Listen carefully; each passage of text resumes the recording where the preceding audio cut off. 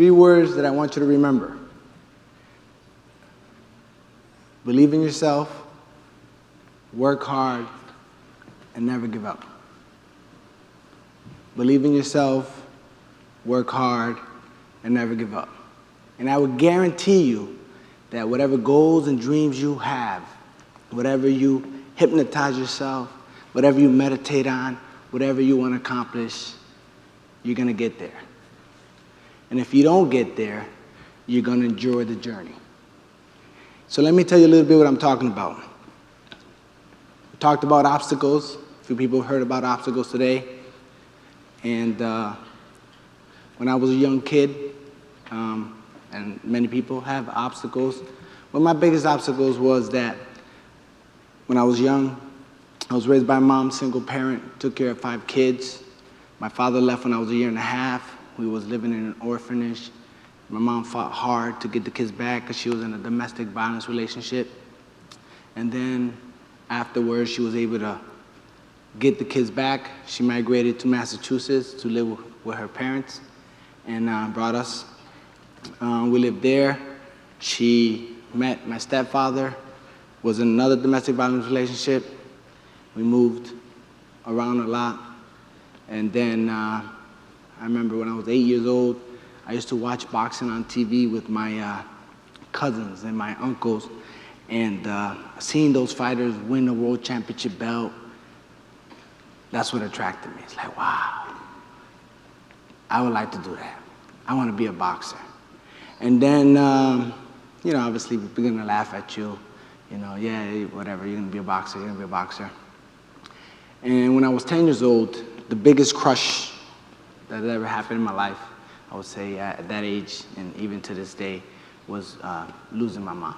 When my mom passed away, it just crushed me. And I was 10 years old. All my dreams and all my hopes and everything was gone. I looked at the world differently. I hated everybody. And I was just an angry little kid. And I lashed out, and I misbehaved, and I got into a lot of trouble, got sent out of school a lot, eventually quit school, started working in the agriculture field, got back to school, started to see that my life was spiraling down because I was hanging around with the wrong crowd, with the gang members. I was hanging around with the drug dealers. I was hanging around with kids who skipped school, quit school. So my life started getting worse and worse and worse and worse. And it wasn't because my mom passed away. It was because of the decisions that I was making. I started reaching out and hanging around negative people because my life was negative. My mentality was negative. My decision-making was negative. And I started learning at a young age that the decisions that I make today will affect me tomorrow, a year from now. They can affect you 5, 10 years from now. And I started to learn that those friends who I thought were friends weren't really friends. They didn't really care about me. I started to learn that if they asked me to skip school, quit school, join gangs, drink, smoke, that's not a friend. That's just somebody who wants company. That's not somebody who cares about you. And eventually, after learning all that, I went back to school. I was able to get myself back on my feet. When my mom passed away, me and my brothers and sisters were all separated. I was in Springfield, Mass. 2 of my sisters and a brother was here in Worcester. I used to come over here on the weekends to visit them. And one day they mentioned that the Boys and Girls Club, Ionic Gap Boys and Girls Club, has a great boxing program. And I should check it out. That all of the fighters travel and they go all over nationals and they compete.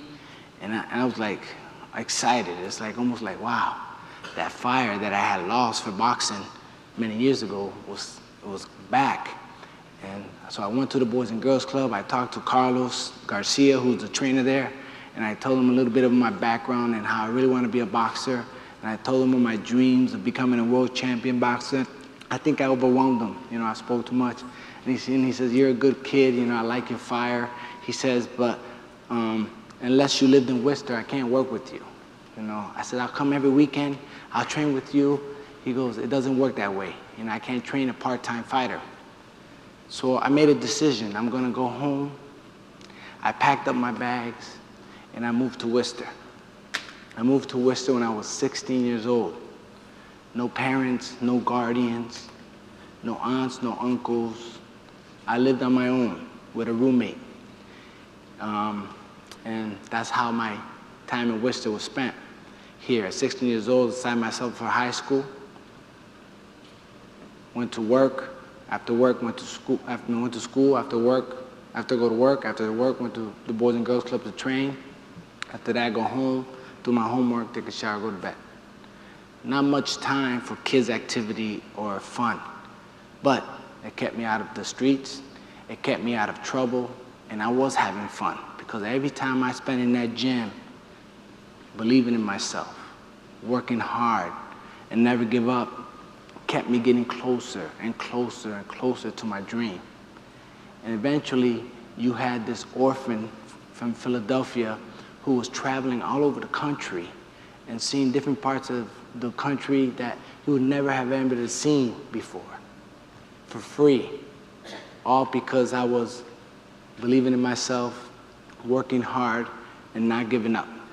No matter what obstacles came in my way in boxing, no matter what obstacles came my way in life, I kept the same positive mentality that I knew was gonna get me through. Because I said, if I can get through losing my mother, the only person that I love more than life, I can get through anything.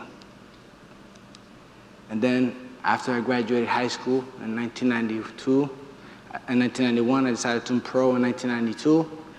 And from there, I don't have much time to give you my whole professional career, but I will tell you that a lot of ups and downs, like riding a roller coaster. But I share with you 3 short stories, and each story carries something that I had in my mind. I guess like Dan said, I might have hypnotized myself. I told myself I'm gonna be a world champion boxer. And I remember when I moved to Worcester at 16 years old, I would walk by, it's now called the DCU Center, but before it used to be called the Centrum. And I said, someday I'm gonna be fighting that building, and I'm gonna fill the place up for a world championship fight. I spoke those words, right? As you see in the picture there,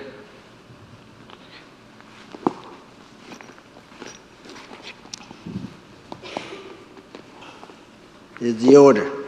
1997, 5 years after I turned pro, 4.5, won my first world championship.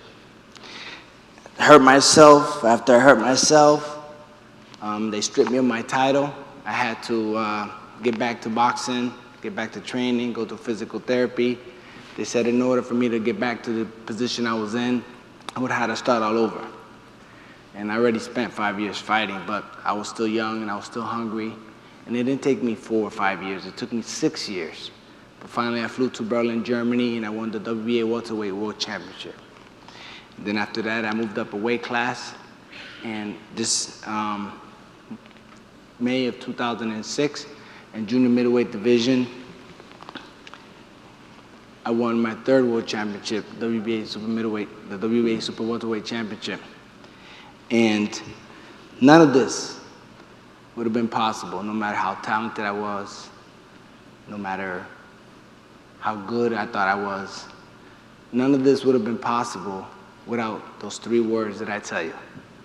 I believed in myself, I worked hard, and I never gave up. I never gave up on my dreams, I never gave up on my goals, I never give up on any hopes of any good thing happening in life, my kids, my family. That's just the way I live life. And there's no better way to live life for me than that. Thank you for your time.